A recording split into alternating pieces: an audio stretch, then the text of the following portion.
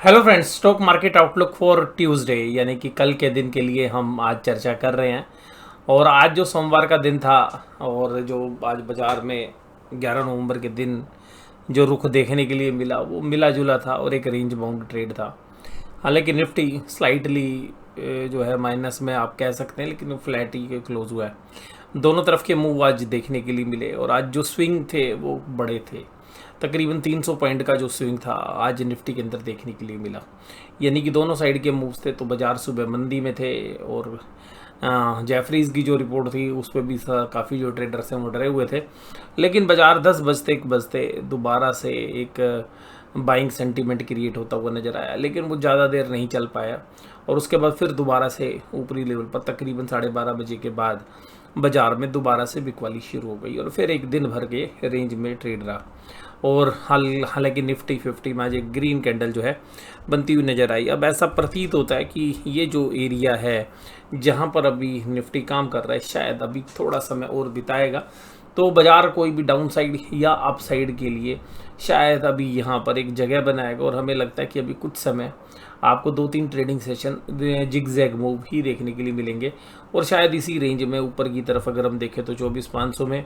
और नीचे की तरफ 24,150 अगर टूट जाता है तो हम थोड़ा सा और ब्रॉडली नीचे चले जाएं 23,800। ये इस हफ्ते के दौरान जो है मुझे लगता है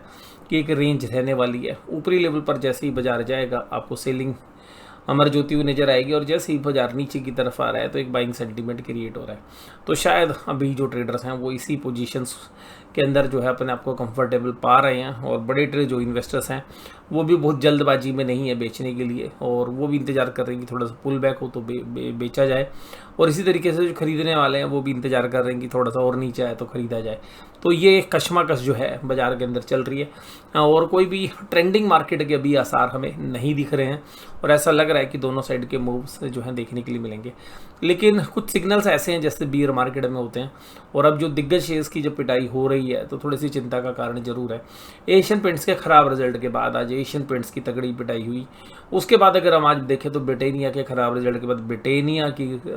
जो है पिटाई आज होते हुए देखने के लिए मिली। हालांकि ब्रिटानिया के रिजल्ट इतने ख़राब नहीं है अगर कंपेयर करें तो एशियन पेंट्स के जितने हैं। रिलायंस, बजाज फाइनेंस और महिंद्रा महिंद्रा ये भी सब कमज़ोर थे। वहीं तेज़ी आज जो थी वो बैंकिंग स्टॉक्स ने उठा रखी थी, आईसीआई बैंक और एचडीएफसी बैंक, जिन्होंने निफ्टी बैंक को भी और निफ्टी को भी संभाल रखा था। लेकिन एडवांस डिक्लाइन की बात करें तो अभी भी ब्रोडर मार्केट में सेलिंग प्रेशर बना हुआ है और कुछ चुनिंदा बड़े शेयर्स से हम ये तो कह सकते हैं कि इंडेक्स मैनेज हो रहा है। लेकिन कहीं ना कहीं हमें ऐसा देखने के लिए मिल रहा है कि ब्रोडर मार्केट में भी एक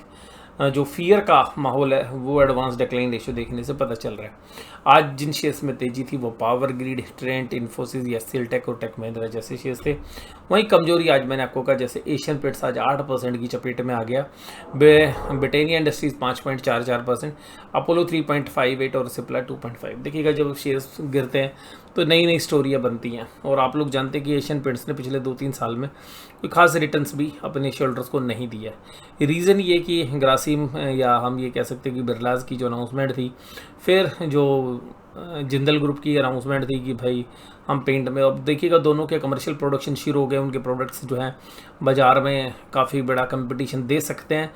और एशियन पेंट्स के जो रिज़ल्ट है उसमें भी कुछ ऐसा प्रतीत हो रहा है कि जो सेल्स ग्रोथ है या जो मार्जिन्स हैं उन पे डेंट पड़ता हुआ नज़र आया और जिसकी बदौलत जो है एशियन पेंट्स जो एक प्रीमियम वैल्यूएशंस पर ट्रेड हो रहा है अभी भी, हालांकि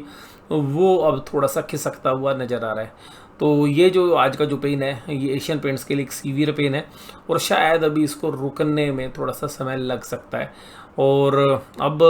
बाज़ारों के अंदर क्योंकि इस सीज़न के अंदर जैसे बारिश का सीज़न होता है, लेकिन ईयर ऑन ईयर बेसिस पे भी कंपेरेटिवली रिजल्ट अच्छे नहीं थे। दूसरी बात ये है कि आधा सीज़न जो है दीपावली वाला जो डिस्ट्रीब्यूटर के पास माल चला जाता है इस क्वार्टर में भी, सितंबर के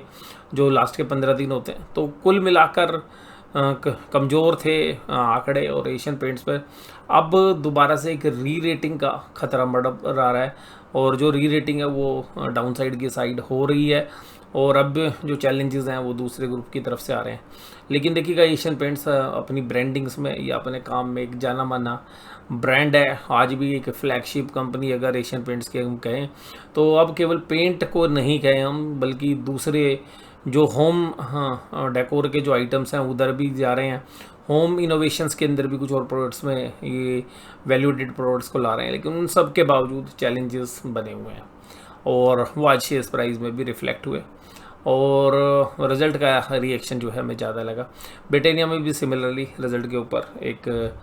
मार लगती हुई नजर आई। निफ्टी बैंक 51876 के ऊपर बंद हुआ और तकरीबन 300 पॉइंट की तेजी रही और सुबह देखिएगा खुलते के साथ बाजार कमज़ोर हो गया, 500 का आंकड़ा तोड़ दिया, 400 टूट गया, फिर कुछ क्षण भर के लिए 300 तोड़ के 294 का जो है लो लगाया, लेकिन 10:30 बजे के बाद बाजार ने एकाएक तेजी पकड़ी और फिर बाजार सीधा 52177 तक गया और तकरीबन 700-800 पॉइंट की रैली जो है इस टाइम पीरियड में की, लेकिन 12:30 बजे के बाद फिर बाजार ने जो अपना रुख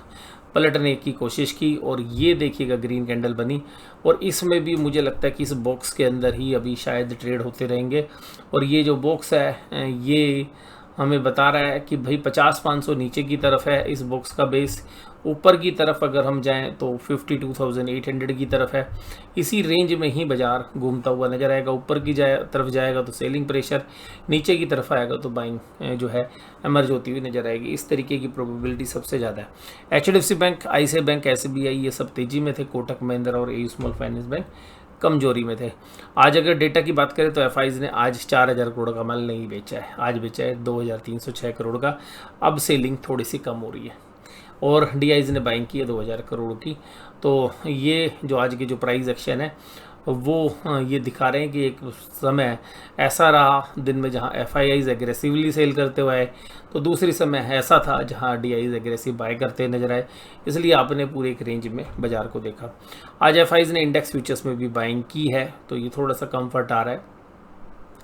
तो थोड़ा सा तेजी करने वाले बुल्स हैं उनको थोड़ा सा सांस मिल रही है और 15,268 करोड़ की जो है ऑप्शंस में सेलिंग की है और 2,425 करोड़ की लेकिन जो स्टॉक फ्यूचर्स में सेलिंग की है, यहाँ से ऐसा प्रतीत होता है कि अभी मंदी के सौदे हैं, लेकिन जो पुट कॉल रेशियोज हैं वो ये बयां कर रही हैं कि अभी शायद थोड़ा सा जो बाजार ओवरसोल्ड था वो थोड़ा सा न्यूट्रलाइज होने की कोशिश कर रहा है, लेकिन इसमें भी थोड़ा सा ऐसा लगता है कि एक इंट्राडे बेसिस पे थोड़े से ऊपर के मूव्स आ सकते हैं और वहाँ पर एक सेलिंग अमर्ज हो सकती है। इसी तरीके से अगर बैंक निफ्टी में भी देखें तो अब एक बीच के अंदर आ गया है, लेकिन ऐसा होता है कि यहाँ से 200-400 पॉइंट अगर बैंक निफ्टी और चलता है तो पुट कॉल रेशियो 1 के ऊपर चली जाती है, तो जैसे ही 1 के ऊपर जाती है तो फिर दोबारा से सेलिंग शुरू होने की आसार रहते हैं। डाउ जोन्स देखिएगा, US के मार्केट जब से ट्रंप की घोषणा हुई है 22 US के मार्केट, बिटकॉइन सब जगह आग लगी हुई है, तो ऐसा लग रहा है कि भाई जो रुपया इतना कमज़ोर हो रहा है और डॉलर इंडेक्स मजबूत हो रहा है और सीधी सी बात ये है कि पैसा बाकी इमर्जिंग मार्केट से भी निकल रहा है और जो पैसा है वो वास्तव में US की तरफ भी मूव कर रहा है और पीछे हमने देखा चाइना की तरफ भी मूव कर रहा है, तो वो चैलेंजेस इंडिया के लिए बने हुए हैं। लेकिन शायद चाइना की तरफ अभी थोड़े समय के लिए फिर पैसा रुक सकता है, क्योंकि अब जो इन्वेस्टर्स हैं दोबारा से एक फर्दर क्लैरिटी चाइना की तरफ से देख रहे हैं कि वो मिले, उसके बाद देखें तो जो सेकेंड बेल आउट था वो इन्वेस्टर्स को ज़्यादा पसंद आया नहीं। ब्रेंट क्रूड भी सस्ता हो गया अब और WTI क्रूड भी, तो ये अल्टीमेटली कमोडिटीज़ के लिए तो रिलीफ है, इन्फ्लेशन के लिए रिलीफ है, लेकिन ये कहीं ना कहीं ये भी संकेत कर रही है कि जब इस तरीके के कमोडिटी के प्राइस हैं तो कहीं ग्लोबल लेवल्स के ऊपर एक चैलेंजेस जो है मंदी के बन रहे हैं, तो वो एक ग्लोबल GDP ग्रोथ जो है वो लोअर साइड आ सकती है। और बिटकॉइन में देखिएगा आग लगी हुई है और आज लाइफ टाइम हाई जो है बिटकॉइन ने लगाए हैं। तो कुल मिलाकर ट्रंप के जो पसंदीदा असेट्स क्लास हैं वो चलती हुई नज़र आ रही हैं और जो डिफेंसिव चीज़ें हैं वो थोड़ा सा अभी बैकफुट पे हैं और कुल मिलाकर US के जो मार्केट हैं वो अच्छा कर रहे हैं और इस उम्मीद में कि भाई जो वहाँ पे टेक्नोलॉजी अच्छा करेगी और कुछ और जो टैरिफ्स वगैरह हैं वो बाकी कंट्री से जो माल इंपोर्ट होता है वो US टैरिफ लगाएगा, तो बाकी इकोनॉमीज़ को भी चैलेंजेस हो सकते हैं, तो वहाँ पर जो उनकी जो लोकल कंपनीज हैं उनके प्रॉफिट्स आगे चल के बढ़ सकते हैं। इस उम्मीद में भी जो S&P 500 के करें या डाउ जोन्स या नेस्डेक सभी तरीके के जो इंडिसेस हैं वो ट्रंप की राष्ट्रपति बनने की घोषणा के बाद जब इलेक्शन के रिजल्ट आए काफ़ी मजबूती के साथ काम कर रहे हैं। आज की इस वीडियो में बस केवल इतने। वीडियो देखने के लिए धन्यवाद। Thank you very much.